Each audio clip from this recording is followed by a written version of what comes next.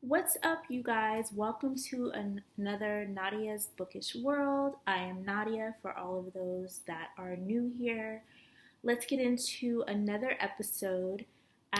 Today's episode is going to be my March TBR. Now, I do make TBRs, but I am such a mood reader, as you all know. So I could make a TBR, but there's no guarantee that I will keep said TBR. So it's a toss-up. You never know what's going to happen. Do you guys like my sweater? It says, Indie Authors Matter. I love it because they do, whether you're traditionally published or indie published. You all matter. But I love, love, love indie authors. Try to support indie authors as much as I can. And you should do the same. So let's get into it. The first book I want to talk about is Verity and the Forbidden Suitor. So that is by J.J. McAvoy. You all know that I love, love, love, love, love J.J. The first book of hers that I read was The Princess Bride, and I adored the series so much that, she's an instant one-click author for me. So Verity and the Forbidden Suitor comes out April 11th, and let's just read the synopsis. It says, a spirited and independent heiress defies the expectations of society to chase happily ever after in this irresistible romance from the author of Aphrodite and the Duke. With her brother, the Duke of Everleigh, married off to the beautiful and charming Aphrodite Dubelle, Verity Eagleman feels more alone than ever within the cold halls of the family estate. So when she's invited to stay in the Dubelles' clamorous, boisterous home, she leaps at the chance. When Verity crosses paths with Theodore Darrington, the doctor who saved her brother's life, she can't help but notice how her heart flutters any time he is near. But as the estranged bastard son of the Marquis Witterman, Theodore is forbidden to pursue anyone of the noble set. Despite being popular amongst the ton of both his heroic efforts and handsome charm, Theodore knows that no amount of social capital will allow him to be with the woman he secretly loves. So, this is a continuation of Aphrodite and the Duke. I read Aphrodite and the Duke, absolutely adored it. Put that on your TBR. So for March, we're going to try to read Verity and the Forbidden Suitor. So I got this one off of, it was an ARC off of NetGalley. And so I'm going to try to get that in. I'm very excited about it. I'm such a mood reader, but I get excited about books that are coming out or books that are already out, and I want to read them right away, but I may not be in the mood for them. But this one, I've been in the mood because I've had this book downloaded for a few months now, and now it's time to read it because it comes out next month, so I gotta hurry up and read it. So that is the first book that is on my TBR. The second book that is on my TBR, are you writing these down? Because these are really, really, really good books. The second book is Collided. So I already started this book. I started this the other day. This is book 2 in the Dirty Air series by Lauren Asher. You guys, I read the first book and I was sobbing. I read the first chapter.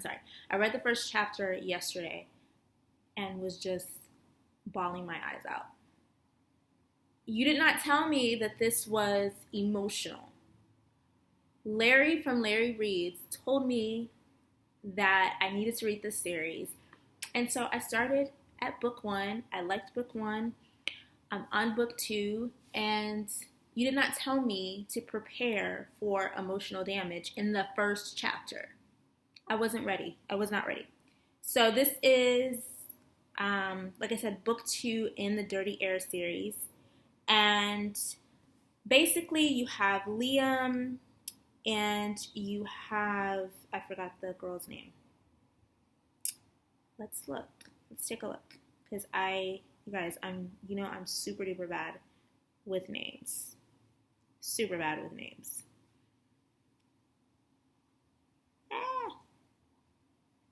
You have Liam, who, so far, I like Liam. Liam is a good guy so far. Sophie. You have Liam and you have Sophie. So you have Liam is an F1 racer, and then you have Sophie, who is the daughter of the owner or the captain of the opposing team that he's working for. And so Sophie is making like a bucket list of all the things that she wants to do. And she's trying to basically get from under her father's very protective wings, right? She wants a little bit of independence, and it's, she finds it in the arms of Liam. And so Sophie and Liam are meeting and they interact, and should they or shouldn't they? I'm only a few chapters in, but I'm loving it so far. And right now, I'm really in the mood for only romance. Like, I know I have other things on my list that I need to read, but I'm only in the mood for romance at the moment. So if it's not romance, I kind of don't want to read it right now. And that is the ick with being a mood reader. But Collided, I love it so far. So we'll see how I feel when I finish the book. We'll see. We'll see if I still love it by the end. You never know. I could love the beginning and, fall flat at the end. So it's a toss-up. We'll see at the end of the month. The next book is Monopolove. So that comes out in April as well. So that is by Mia Heinzelman. And so it's part of the Love and Games series. And it gives the synopsis of the Monopoly game. And it says, if Harper Sloan has learned anything, it's that you can't throw money at a problem.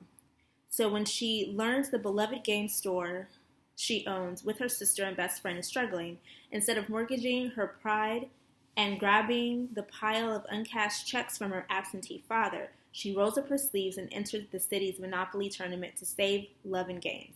Declan Wilde is a handsome, new-in-town doctor looking to set his karma straight. When he repays her debt with interest to prove she doesn't need his charity. But when Declan turns up at Love and Games to enter the tournament, refusing his business isn't an option. Forced to see each other at every practice, the tension starts to feel like a challenge beyond the game board. As they go over strategies for play, is their rivalry still just enemies playing games, or has it turned into something more? You guys, first of all, this title is so cute. This cover is adorable. I'm very excited about this. And this is romance, so that's a point.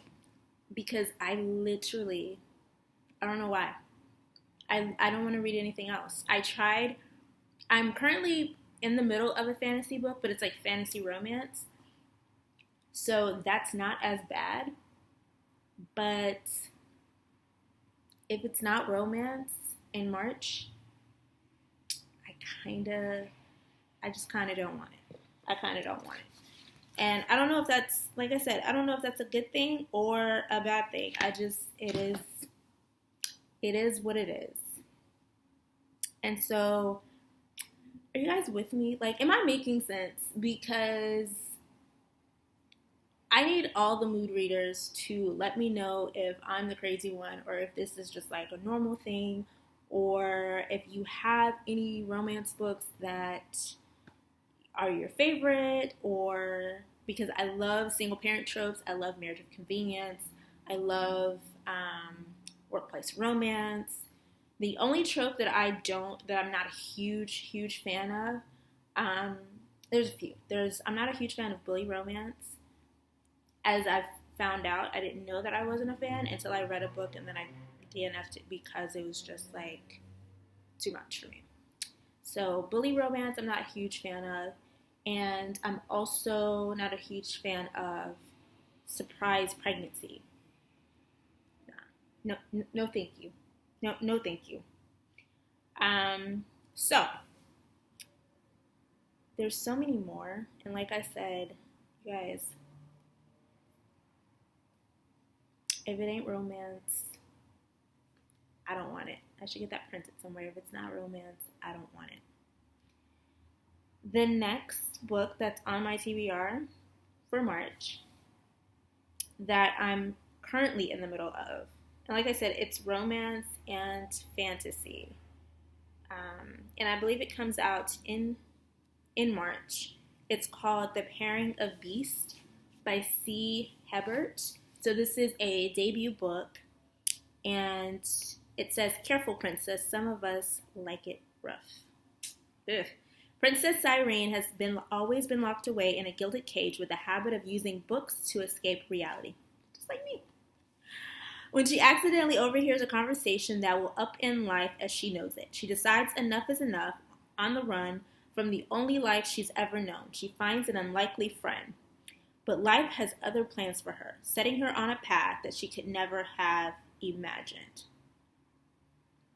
Jarloth has known that he is always meant to rule. The secrets that he possesses could throw the world into disarray if brought to light. When his hand is forced, he has no other option but to pursue the crown that has always been meant to be his. That is until a princess with a habit of finding trouble alters his plans in the best possible way. So this is sort of a trying to dethrone the current, monarchy or royalty, and a princess who kind of just wants a way out, and Pairing of Beasts, you guys. So I'm a few chapters in, and it's really good. It's really, really, really good.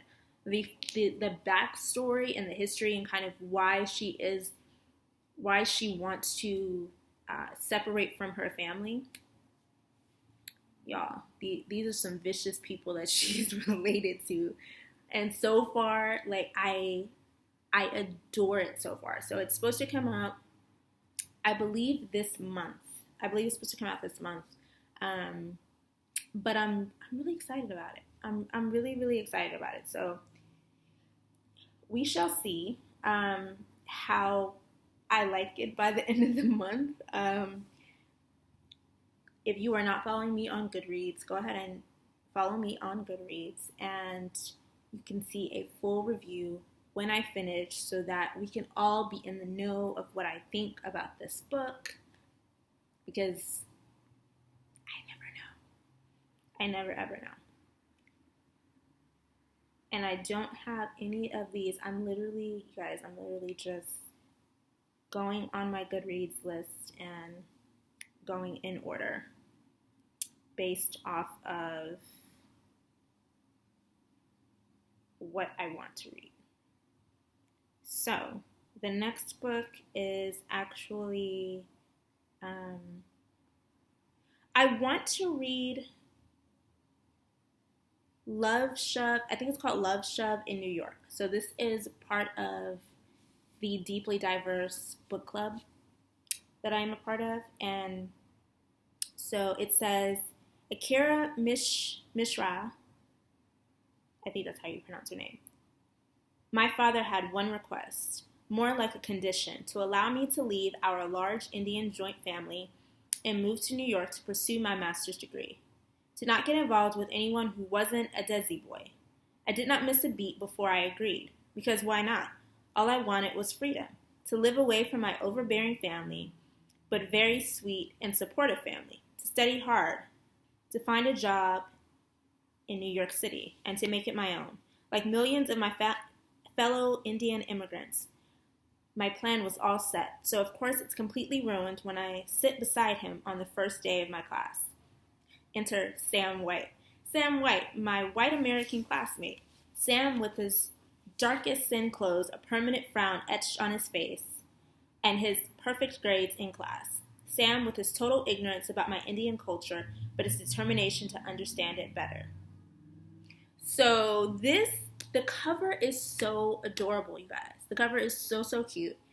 And I'm excited about this one. I love, the Indian romance culture, and I love all of, like, the cover is so freaking cute. So cute. And it just came out, I believe, last month.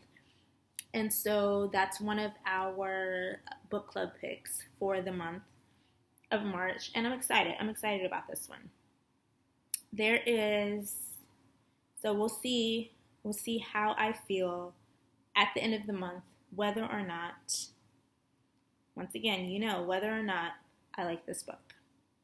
So the next book is Learn to Love You. So Learn to Love You, let me see, it's a brand new book by Jade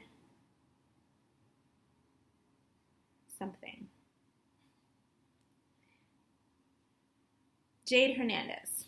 So Learn to Love You. So I've seen this all over Bookstagram, all over TikTok, and I'm really, really excited about this one. So the synopsis says, Damien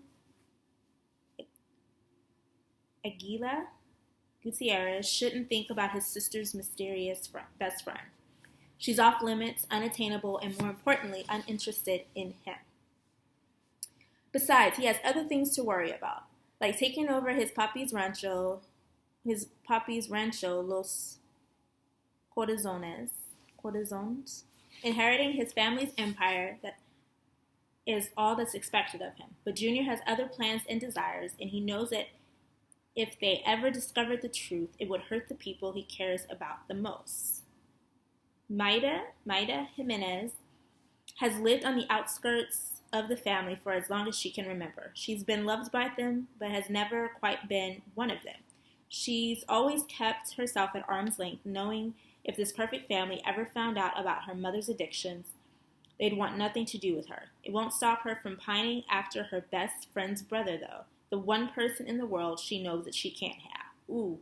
Okay, so I knew nothing about this book, even though I had seen it all over social media. I did not know quite the storyline. I just knew that I wanted to have this book. I needed to read this book, right? And the reason why is this is the same author, as Queenie and the Krakens. So this is Alira Anaya Cerez. So this is her pen name. Jade Hernandez is her pen name. And so I absolutely love Queenie and the Krakens. And so I adore her writing. So it was an automatic, I need to read this. It's a romance. It's a cowboy romance. It's a, brother's best friend and best friend's sister. Love that trope. So it was an automatic, yes, I have to have it. Absolutely. So this is part of Latinas Love Romance book club pick for March, and they can be followed on Instagram. It's Carla and Joanna, and I love their books every month because you get an insight of what is going on, what books are popular for the Latin culture, right? And so what books are interesting, what authors are loving. And so really they've introduced me to so many different books, different authors that I never would have even heard of or read, but always, always, always in it for the romance every single time. And this one, the cover is beautiful. I'm very excited about it. And this trope, you guys, is one of my favorites. So I am ultra excited about it. The next book, and I'm trying to decide whether or not I want to read, like which Amy Harmon books I want to read, right? And so you have the newest release, which is A Girl Called Samson. And this cover, you guys, this cover is absolutely gorgeous. So this was just released, and the synopsis says, it's the saga of a young woman who dares to chart her own destiny in life and love during the American Revolutionary War. In 1760, Deborah Sampson is born to Puritan parents in Plimpton, Massachusetts. When her father abandons the family and her mother is unable to support them, Deborah is bound out as an unindentured servant. From that moment on, she yearns for a life of liberation and adventure. 20 years later, as the American colonies begin to buckle in their battle for independence, Deborah, impassioned by the case, disguises herself as a soldier and enlists in the Continental Army. Her impressive height and lanky build make her transformation a convincing one, and it isn't long before she finds herself confronting the horrors of war head on. But as Deborah fights for her country's freedom, she must contend with the secret of who she is and ultimately a surprising love she can't deny. So, anyone also who knows me knows that I absolutely love Amy Harmon, right? The first book of hers that I was introduced to was The Songbook of Benny Lament, which is another favorite. Go check that out. But this is the newest release. I'm really excited about this. The cover is absolutely gorgeous. And, I understand it's a historical fiction, romance, but what you're going to get from Amy can write anything. She can write fantasy, romance, historical fiction, just anything across the board. She's a master at. So I'm really, really excited about this one. And I'm hoping that, I already know I'm going to love it. I do. I know I'm going to love it. I just, because of my mood reader brain, I just hope that I can fully be in the mindset to read this book. You know what I mean? Totally in the mindset. So, the next book that I kind of want to get into that I'm not 100% sure if I will get to this month or another month. It's called What the Wind Knows, once again, by Amy Harmon. And I believe this is a Megan, another book club pick that someone on Instagram has. But this book has been on my shelf for so long that I almost just, I'm going through all of my Kindle books, all of my physical books, and just sort of like, what have I not read yet? So, this is definitely another one, What the Wind Knows. And What the Wind Knows, I believe, is another period piece. And so I'm trying to sort of figure out, am I in the mood for that? Because I don't know. So it says, this is an unforgettable love story. A woman's impossible journey through the ages could change everything. Anne Gallagher grew up enchanted by her grandfather's stories of Ireland. Heartbroken at his death, she travels to his childhood home to spread his ashes. There, overcome with memories of the man she adored and consumed by a history she never knew. She is pulled into another time, the Ireland of 1921, teetering on the edge of war. It is a dangerous place in which to awaken. But there Anne finds herself, hurt, disoriented, and under the care of Dr. Thomas Smith, a guardian to a young boy who was oddly familiar. Mistaken for the boy's long-missing mother, Anne adopts her identity, convinced the woman's disappearance is connected to her own. As tension rises, Thomas joins the struggle for Ireland's independence, and Anne is drawn into the conflict beside him. Caught between history and her heart, she must decide whether she's willing to let go of the life she knew for a love she never thought she'd find. Wow. But in the end, is the choice actually hers to make? You guys, you have time travel, you have love, you have historical fiction. Like I said, Amy can do no wrong. And so it's between those two. I may read both of them. Who knows? Who knows? We don't know. We'll find out. How about that? We'll all find out together whether or not I read this book. The next book that's on my TBR for this month, which was actually I was supposed to read last month, but ended up, setting it aside, is Saving Ruby King. So I'm listening to the audio. This is available on my Libby app. You guys, my Libby app at my local library is absolutely incredible.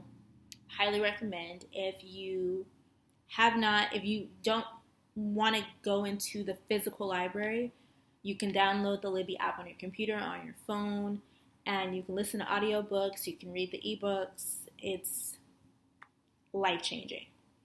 So it says, when Ruby King's mother is found murdered in their home in Chicago's South Side, the police dismiss it as another act of violence in a black neighborhood.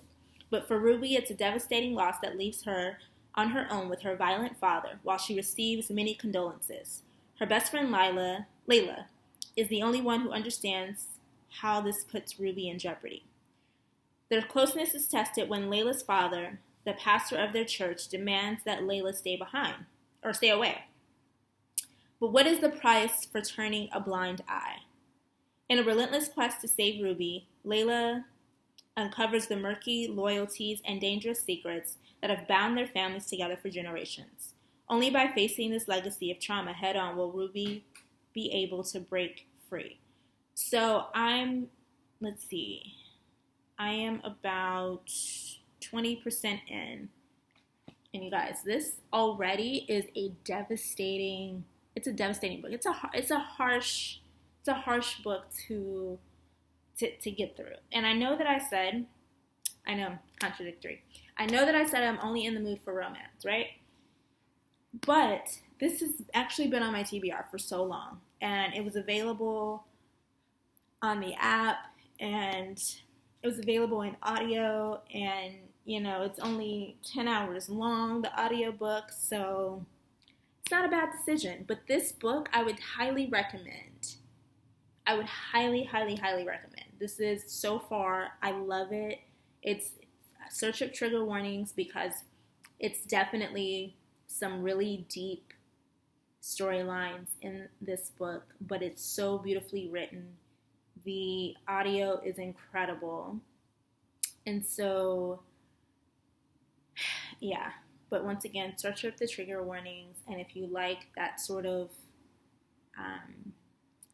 storylines, then go for it, because I absolutely love it. I can see why I had put this on my TBR a while ago. I think this came out in the summer of 2020, so you guys, I'm excited. I'm very excited about this. So the next book that I want to get through is a book that, once again, I had on my TBR list last month, and shocker, did not read. But I've had this book for about a year, and this has been on my TBR for quite a while, and it's none other than The Love Hypothesis by Ali Hazelwood. And I know that this is like one of TikTok's famous books, and et cetera, et cetera. I try to do the complete opposite. If it's TikTok famous, I try to do the complete opposite. I will let the hype die down, and then go into it, just to see maybe what the hype was, or not. So this one, it says, a fake relationship between a scientist meets the irresistible force of attraction. It throws one woman's carefully calculated theories on love into chaos. As a third-year PhD candidate, Olive Smith doesn't believe in lasting romantic relationships, but her best friend does. And that's what got her into this situation. It's always those best friends. Got to choose carefully. Convincing that Olive is dating and well on her way to a happily ever after, she was always going to take more than a hand-wavy Jedi mind trick. Scientists require proof. But like any self-respecting biologist, Olive panics and kisses the first man she sees. That man is none other than Adam Carlson, a young hotshot professor and well-known butt. Which is why Olive is positively floored when Stanford's reigning lab tyrant agrees to keep her charade a secret and be her fake boyfriend. So this is fake dating, this is workplace romance, this is academia. So I love it. I'm excited about this one. I know that this is, widely popular and well known. But I remember when I put this on my TBR and it had just came out, and I just like the cover. The cover is really pretty. I love fake dating. I love the fake dating trope.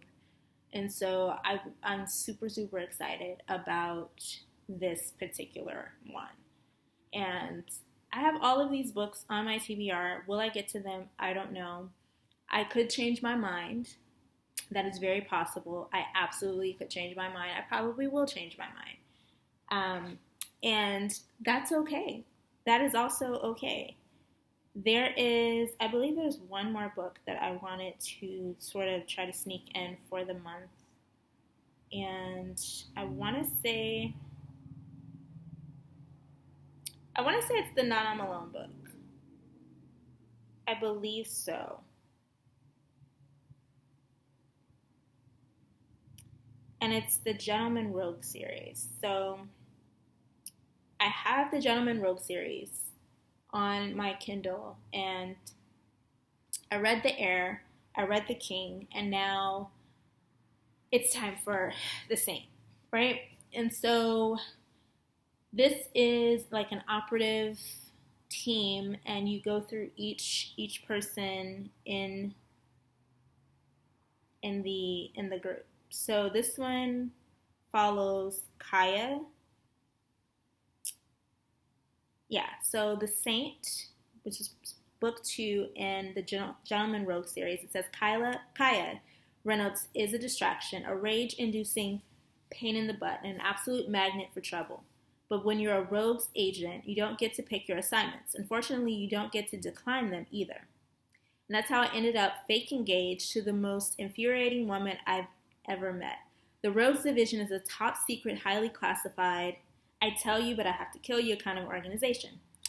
The kind of organization the government pretends not to love having at its disposal. Kaya is our latest asset. If I want to bring down the man who killed my fiance, I've got to keep her safe. Being is, the last time I saw her, she kissed me because she was being chased by the goons and needed a distraction. So this is a standalone series. It's a standalone, but it's also part of the series. So you have alpha male, you have forced proximity, you have a black girl at the helm of the story, you have fake relationship, you have all of these things. I'm so excited. I'm so, so excited. Because Not I'm Alone is definitely one of my auto-click authors. And this series put me in a slump already. Like I read the prequel, and then I read the first book in the series, and I absolutely loved it. I absolutely adored it. And it's a thick book. It's a heavy story. And you're going to get action, you're going to get love, you're going to get steamy love scenes, you're going to get amazing dialogue, you're going to get, and not an aggressive, but you're going to get a independent woman and an annoyed male, and you're going to see the two of them battle it out, right? So I love it. These are the ones on my TBR list. If you like any of these, if you've read any of these and liked it, let me know. And that's all that I have. I think that, once again, we'll see if I finish all of these books. I don't know. I don't know. No one knows. We shall see. We shall see. But we are all friends. And so if I don't finish it, no judgment, right? Because we're all friends. And this is a no judgment zone. So, thank you all for tuning in. I love you. I love you. I love you. I love you. Click the link to subscribe, tell a friend, and I will see you next time.